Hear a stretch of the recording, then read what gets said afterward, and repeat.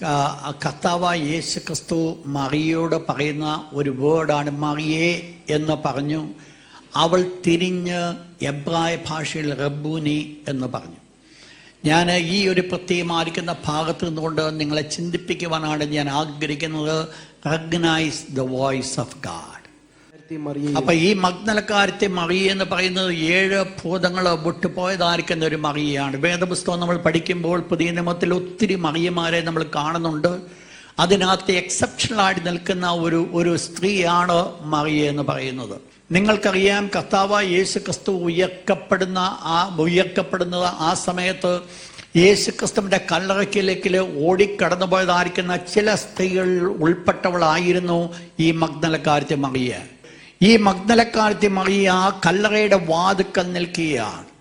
എന്നെ ചിന്തിപ്പിച്ചതായിരിക്കുന്ന ഭാഗമെന്ന് പറയുന്നത് മറ്റുള്ളവരെ സ്നേഹിച്ചതായിരിക്കുന്ന ഒരു സ്നേഹത്തെക്കാൾ വളരെ ഉപരിയായിരുന്നു മഗ്ദലക്കാരത്തെ മറിയ കർത്താവായ യേശു ക്രിസ്തുവിനോട് കാണിച്ച സ്നേഹമെന്ന് പറയുന്നത്.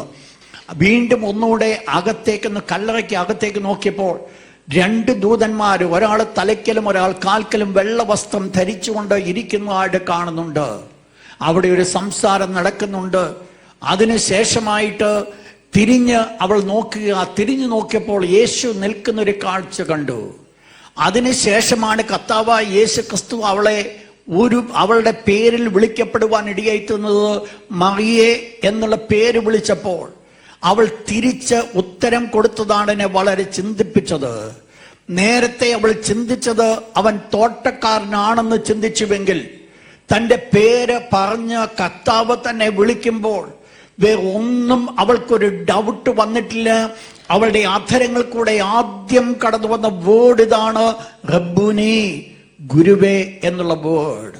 ഒരു കാര്യം ഞാൻ മനസ്സിലാക്കി, ഇതിനു മുമ്പും കർത്താവായ യേശു ക്രിസ്തു ഒരു പക്ഷെങ്കിൽ മറിയേ എന്നുള്ളൊരു വിളിച്ചിട്ടുണ്ട്.